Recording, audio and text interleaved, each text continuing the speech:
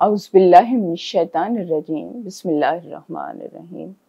السلام علیکم ورحمۃ اللہ وبرکاتہ نحمدہ ونصلی علی رسولہ الکریم یا رب لک الحمد کما ینبغی لجلال وجہک وعظیم سلطانک رب اشرح لی صدری ویسر لی امری واحلل عقدۃ من لسانی یفقہوا قولی رب زدنی علما۔ ایسا کیا کریں، ہم ایسا کیا کریں کہ ہمارے دل میں حکمت اجاگر ہو جائے تاکہ دنیا اور آخرت کا سفر آسانی سے طے ہو سکے۔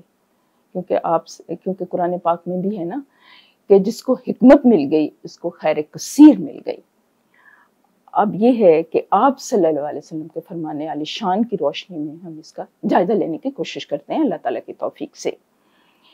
فرمانے علی شان ہے کہ کسی بندے نے دنیا سے بے رغبتی نہیں کی مگر اللہ تعالیٰ نے اس کے دل میں حکمت اگا دی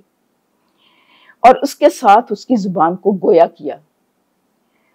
اور دنیا کے عیب اس کو دکھا دیے، اس کی بیماری اور اس کی دوا، اس کی بیماری اور اس کی دوا، اور اس کو اس سے دارالسلام کی طرف سالم نکالا بہکی المصابیح۔ اب یہ دیکھیں کہ یہ کتنا خوبصورت نسخہ آپ صلی اللہ علیہ وسلم نے چند الفاظ میں بتا دیا ہے۔ کیا ہے نسخہ؟ کہ دنیا سے بے رغبتی آپ اختیار کر لو گے نا تو کیا ہو جائے گا کہ پھر آپ کو یہ بھی پتہ چل جائے گا کہ کس طرح سے دنیا کو گزارنا ہے، زندگی کو کیسے گزارنا ہے، دنیا کو کیسے لے کے چلنا ہے۔ اور کیونکہ دنیا میں ضرورت سے زیادہ جب انسان مگن ہو جاتا ہے نا، جب ضرورت سے زیادہ دنیا کے اندر مگن ہو جاتا ہے نا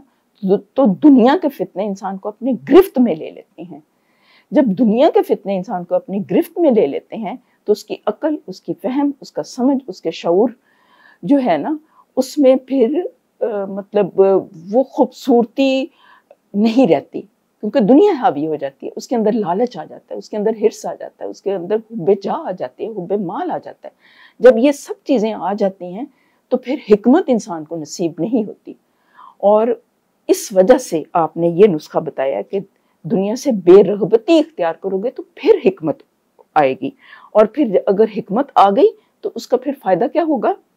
فائدہ کیا ہوگا کہ دنیا کی حقیقت اللہ تعالیٰ دکھا دے گا۔ کہتے ہیں نا کہ اللہم ارنا الحق حقا وارزقنا اتباعہ وارنا الباطل باطلا وارزقنا اجتنابہ۔ اے اللہ حق کو حق کر کے دکھا دے اور اس سے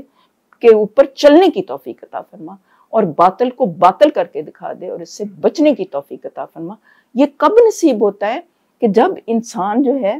دنیا کو بس اتنا ہی لے جتنی اس کی ضرورت ہے۔ اگر ضرورت سے زیادہ وہ اس میں مگن ہوگا تو کیا ہوگا کہ وہ اس میں مگن ہونے کی وجہ سے اس کی قوت فیصلہ، اس کا ذہن، اس کا دل، اس کا دماغ ہر وقت 99 کے چکر میں پڑا رہے گا۔ ہر وقت اس کو نا انسین قسم کے اندیشے، غم جو ہیں وہ چھائے رہیں گے اس کے دل کے اوپر۔ لیکن اگر وہ دنیا کو اسی حد تک رکھے جتنی اس کی ضرورت ہے، اور اس کے لیے وہ کوشش کرے، کیونکہ وہ ضروری ہے، جتنی دیر تک ہم زندہ ہیں ہمیں دنیا بھی چاہیے، اس کی ساری ضروریات چاہیے تاکہ ہماری زندگی کو قیام اور بقا نصیب ہو سکے۔ اس کو اپنی جگہ پہ رکھے،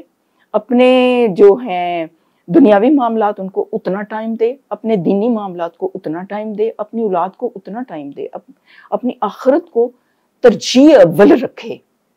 تو پھر انشاءاللہ تعالیٰ اس کو ضرور حکمت نصیب ہوگی۔ اور یہ کلیہ قاعدہ آپ صلی اللہ علیہ وسلم نے بتا دیا کہ پھر اس کے دل کے اندر حکمت آئے گی اور اس کی زبان پہ پھر ایک اچھے الفاظ آئیں گے، اور وہ صرف الفاظ نہیں ہوں گے، وہ اس کے دل کی آواز ہوگی کہ اس نے دنیا کے حقائق کو سمجھ لیا ہوگا۔ اور پھر یہ ہے کہ اگر کسی طرح کی بھی بیماری آتی ہے، جسمانی بیماری، روحانی بیماری، تو اس کو پتہ چل جائے گا کہ میں نے اس موقع کے اوپر کیا کرنا ہے، اپنے جسم کے عوارض کو کیسے میں نے ڈیل کرنا ہے، اپنے روح کے عوارض کو میں نے کیسے ڈیل کرنا ہے، اپنی زندگی کے مسائل کو میں نے کیسے حل کرنا ہے، میں نے دنیا کو کیسے ڈیل کرنا ہے، میں نے اپنوں کو کیسے ڈیل کرنا ہے، میں نے غیروں کو کیسے ڈیل کرنا ہے، میں نے کون سے موقع کے اوپر کون سی بات کہنی ہے، کہاں چپ رہنا ہے، کہاں بولنا ہے، کہاں میں نے کیا کیا کرنا ہے۔ کیونکہ حکمت کا تو مطلب یہ ہے نا کہ شعور کی پختگی۔ حکمت کا مطلب بھی ہمیں پتہ ہونا چاہیے کہ شعور کی پختگی، فہم و فراست،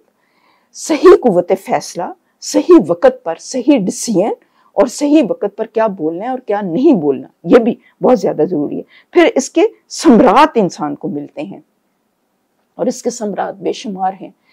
کیونکہ اللہ تعالیٰ خود کہتا ہے کہ جس کو حکمت مل گئی اس کو خیر کثیر مل گئی،